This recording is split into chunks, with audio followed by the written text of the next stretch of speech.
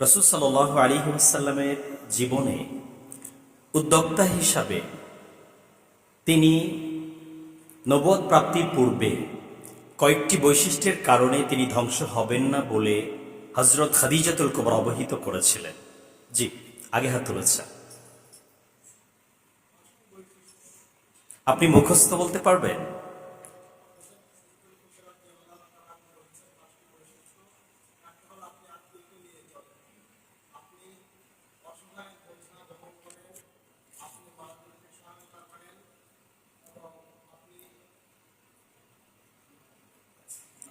জি, মেহমান।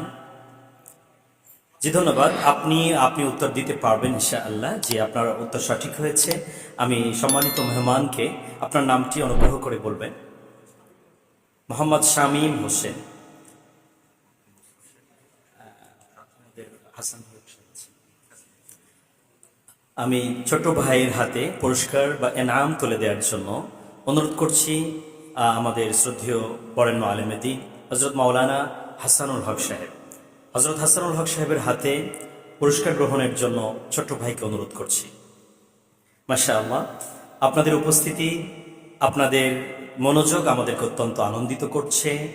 আশা করি আমাদের আজকের এই বুদ্ধিবৃত্তিক দাওয়া কনফারেন্স সফলতার মুখ দেখছে। আপনাদের সকলকে আন্তরিক মোবারকবাদ। আমরা একটি